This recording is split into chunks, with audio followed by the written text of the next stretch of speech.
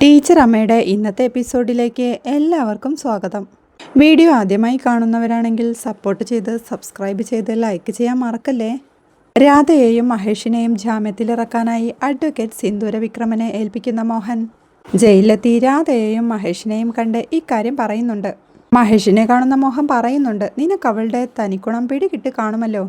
നിങ്ങളോട് അവൾ സ്നേഹം കാണിച്ചത് നിങ്ങൾ എനിക്കെതിരെ നിൽക്കാനാ. ഇനിയിപ്പോൾ ഞാൻ പറയുന്നത് നിങ്ങൾക്ക് മനസ്സിലാവും. ഞാനും സരസ്വതിയുമായുള്ള പ്രശ്നത്തിൽ അവൾ നിങ്ങളെ എന്നിൽ നിന്നും അകറ്റി എന്ന് മോഹൻ പറയുമ്പോഴേക്കും, എനിക്കറിവായിട്ട് ഞാൻ ഒരു തവണയെ നിങ്ങളെ അച്ഛ എന്ന് വിളിച്ചിട്ടുള്ളൂ. നിങ്ങളന്ന് ഇതുവരെയില്ലാത്ത ഒരു ബന്ധവും കാണിക്കേണ്ടെന്ന് പറഞ്ഞ് നിഷേധിച്ചു എന്ന് മഹേഷും ദേഷ്യത്തോടെ പറയുന്നുണ്ട്. അന്ന് നിങ്ങൾ അച്ഛനോടുള്ള സ്നേഹം കൊണ്ട് കാണാൻ വന്നതൊന്നുമല്ലല്ലോ. കാണാതായ നിങ്ങളുടെ അമ്മയെ ഞാൻ പിടിച്ചു വെച്ചിരിക്കുന്നു എന്ന് കരുതി അത് കണ്ടെത്താൻ വേണ്ടി വന്നതല്ലേ അവിടെ. അന്നേരത്തെ നിങ്ങളുടെ മനസ്സെനിക്കറിയാലോ. ഞാൻ വില്ലൻ. എൻ്റെ അടുത്ത് കയറി വന്ന് നായിക സരസ്വതിയെ രക്ഷിക്കണം. അപ്പോൾ ഞാൻ കരുതി ഞാൻ വില്ലനായിട്ട് തന്നെ അങ്ങ് നിൽക്കാമെന്ന്. പക്ഷേ വലിയ നന്മമരം ചമയല അവളുടെ സ്ഥിരം പണി. എൻ്റെ മോനെ, എനിക്കതൊന്നും പറ്റില്ല. അതുകൊണ്ട് എല്ലാവർക്കും ഈ മോഹൻ ഒരു മുരടൻ. അത് പോട്ടെ, ഞാൻ ശിവരാമനെ കണ്ട് ശരിക്കും കൊടുത്തു.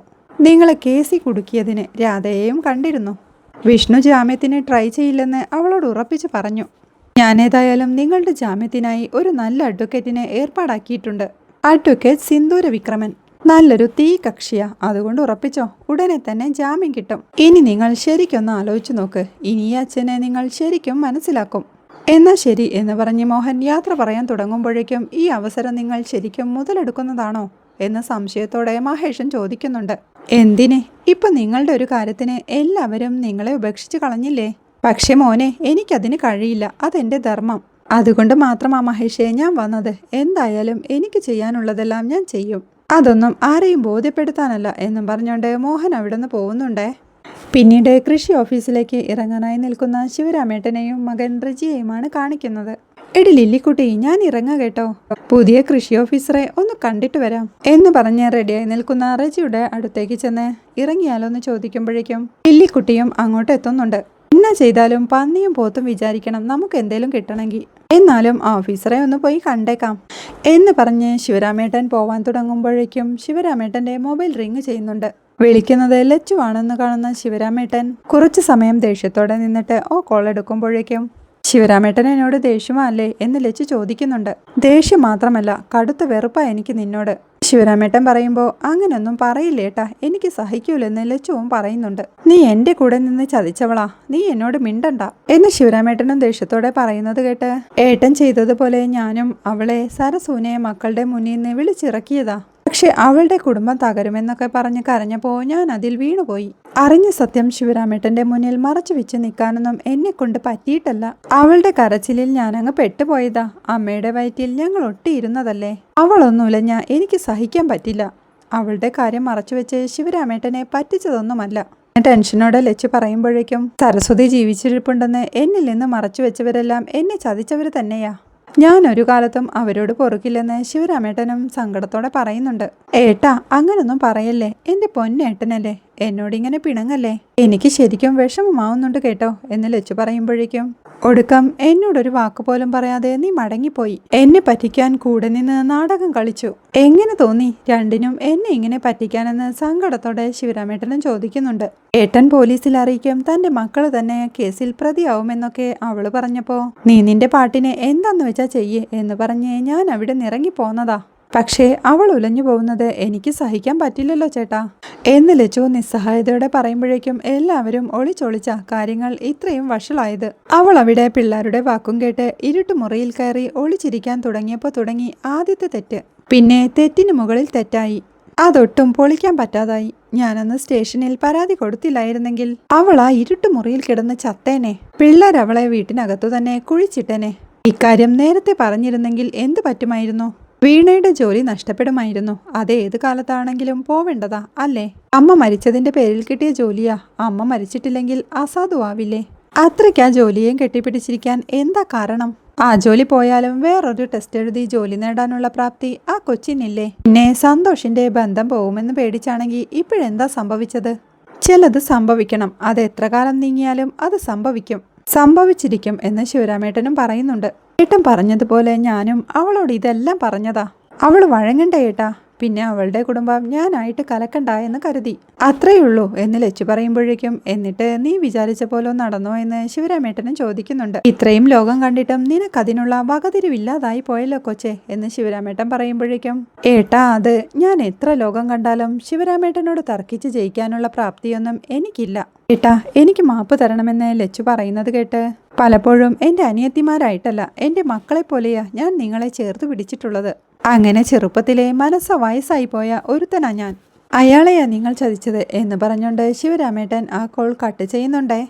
കോൾ വെച്ചു കഴിഞ്ഞ് സങ്കടത്തോടെ നിന്ന് കരയുന്ന ശിവരാമേട്ടനെ ആശ്വസിപ്പിച്ചുകൊണ്ട് ലില്ലിക്കുട്ടി പറയുന്നുണ്ട്, പെങ്ങന്മാർക്ക് ശിവരാമേട്ടൻ എന്ന് പറഞ്ഞ ജീവനാ. ആരെക്കാളും നന്നായി എനിക്കതറിയാം. നമ്മുടെ കല്യാണം നടത്താൻ അന്ന് അവർ രണ്ടുപേരും മാത്രമാ അതിന് കിടന്നോടിയത്. കല്യാണത്തിന് മുന്നേ ലക്ഷ്മി നാത്തും കൂട്ടുകാരി എന്ന് പറഞ്ഞ് എൻ്റെ വീട്ടിൽ വരെ വന്നു നിന്നു. അവർക്ക് അച്ചായൻ പിണങ്ങുന്നത് ശ്വാസം പോകുന്ന പോലെയാ. അവരോട് രണ്ടാളോടും അച്ചായൻ പിണക്കം വെക്കരുത് എന്ന് ലില്ലിക്കുട്ടി പറയുമ്പോഴേക്കും ശിവരാമേട്ടനോടും സങ്കടത്തോടെയും ആലോചനയോടെ നിൽപ്പുണ്ടേ. പിന്നീട് കാണിക്കുന്നത് ടീച്ചർ അമ്മയുടെ വീട്ടിൽ അടുക്കളയിൽ ജോലി ചെയ്തുകൊണ്ടിരിക്കുന്ന ടീച്ചർ അമ്മയെയും അവിടെയുള്ള ഡൈനിങ് ടേബിളിലിട്ട ചെയറിൽ സങ്കടത്തോടെ ഇരിക്കുന്ന വീണയെയുമാണ്.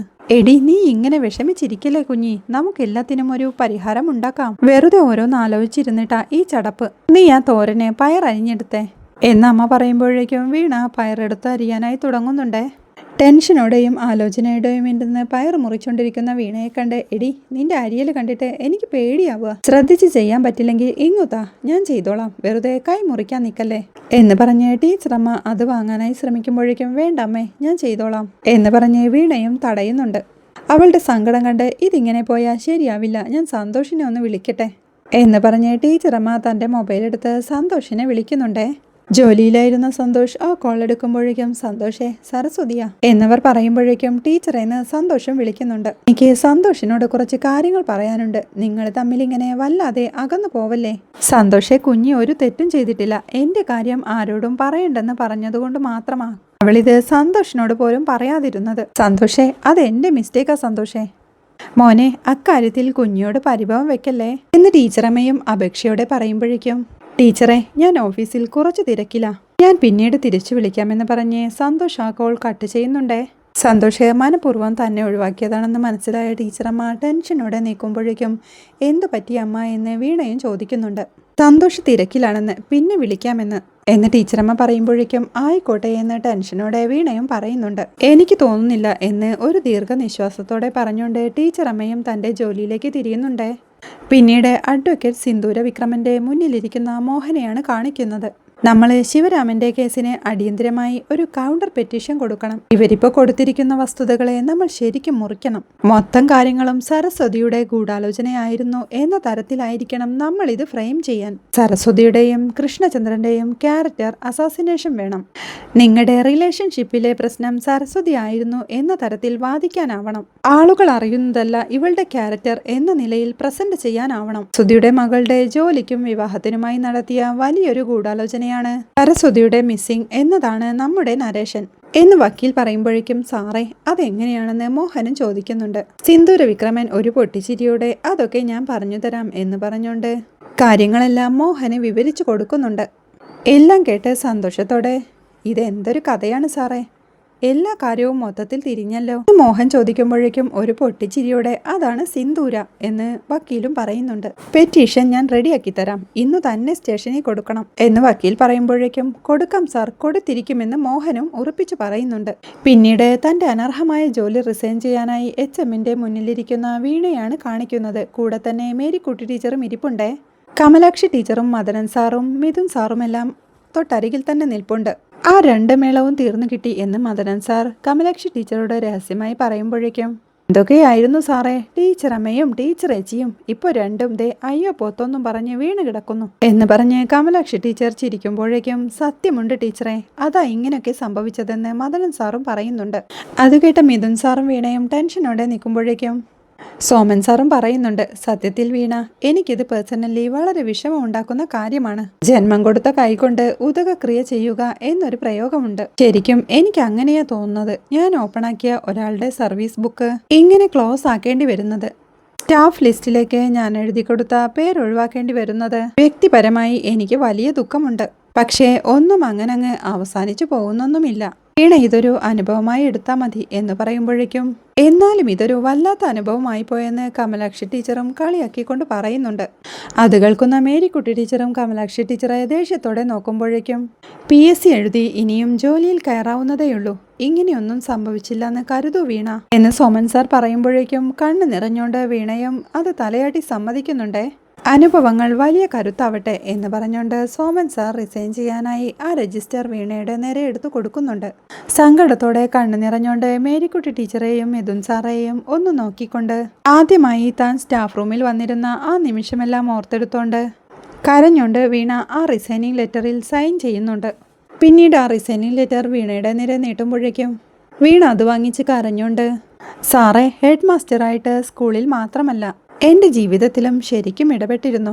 സാറിൻ്റെ സ്നേഹത്തിനും കരുതലിനും ഒത്തിരി നന്ദിയുണ്ട് എന്ന് കൈകൂപ്പി കരഞ്ഞുകൊണ്ട് വീണ പറയുമ്പോഴേക്കും സോമൻ സാറും അവളുടെ കൈ ചേർത്ത് പിടിച്ചുകൊണ്ട് അവളെ ആശ്വസിപ്പിക്കുന്നുണ്ടേ.